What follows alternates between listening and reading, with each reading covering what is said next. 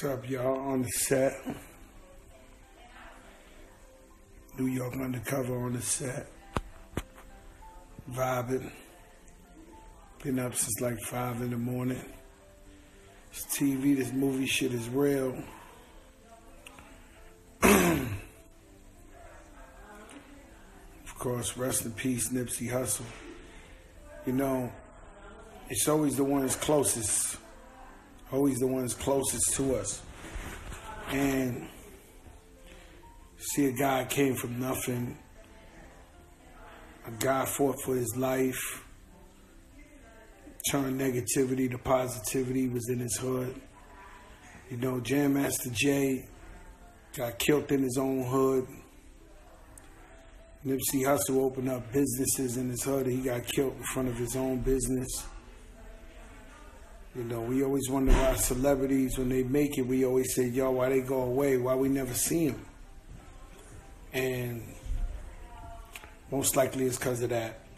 And I'm sure he got killed by a sucker nigga he know. Somebody he probably helped or looked out for before is just jealous that their life isn't where they want it to be. And it's sad because you got somebody trying to do something positive, you know, do something for the community, see the bigger picture. You know, I always tell y'all when I get on my live, I know y'all think I preach, but I always tell y'all, it ain't just making it out the hood, it's going back to your hood.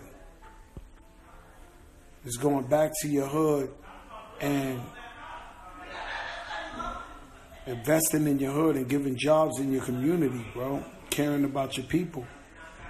And it's just so sad that every time one of our icons, one of our rappers try to go back in their hood and build businesses and be out there, it's your own hood that kills you.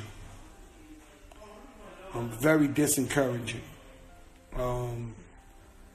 So, you know, it's sad, you know.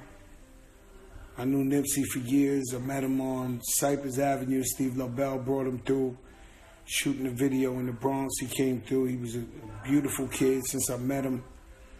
I seen him at the Rock Nation brunch. We was kicking it. Me, him, his girl. But I mean, like, just a beautiful guy, man. And you got to also understand, in the media, you know, I know he was a gangster rapper. I'm a gangster rapper. We entertaining people, bro. We ain't no different than Brian De Palma or somebody who makes gangster flicks. You know, they get to go play golf and and be regular, upstanding citizens.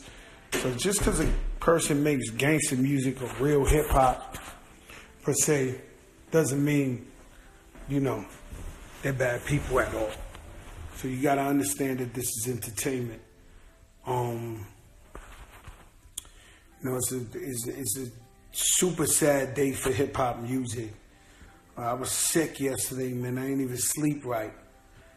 Because one of our warriors passed away, you know?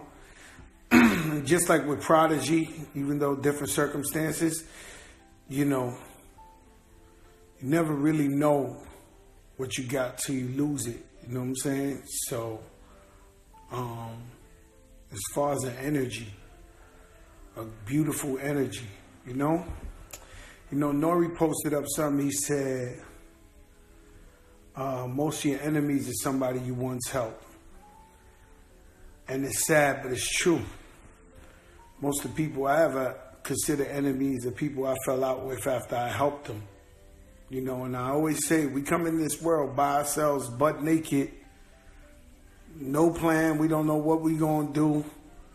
And then once you get in a position of strength or power, you try to uplift your people and bring them with you and give jobs to your people or show them stuff that they would have never had any chance of seeing. And the minute you can't help them, that's the minute you ain't shit. You ain't nothing.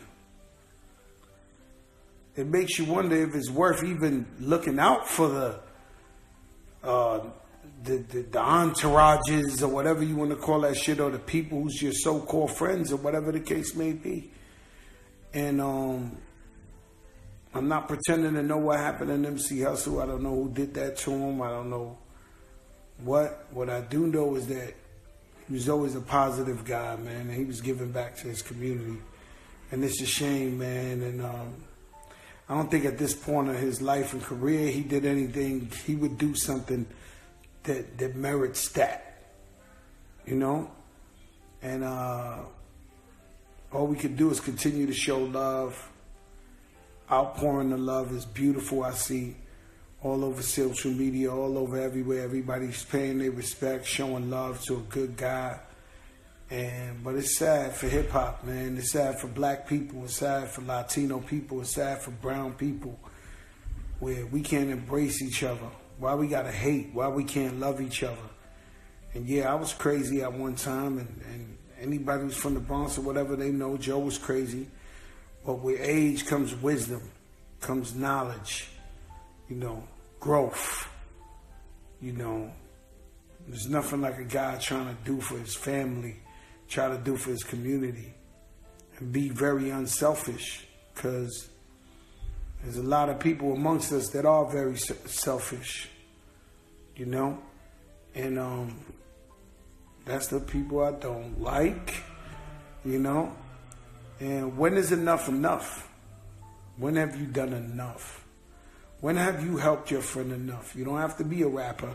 When have you helped your family enough? If you're the person in your family, not a rapper, who has a good job, when is it cool for you to come around your family because you love them and you embrace them, and they always got to say slick shit about you? Or they all want to, you know, throw subliminals, or they all want to, you know, be mad or always say some shit like that. Or they want to lean on you. Like, yo, can I hold some money? Can I this? Can I that? Can I this?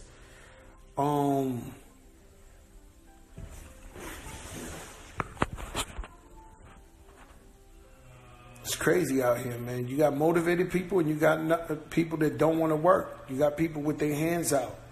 You got people always begging. Since when it been cool to be a grown man, don't want to work and always want to beg people and always something's wrong, if that, you know. Shit's crazy out here, man. And for me, I come to the realization now, maybe because I'm older, that we all gonna die. So it's just different ways people gonna die.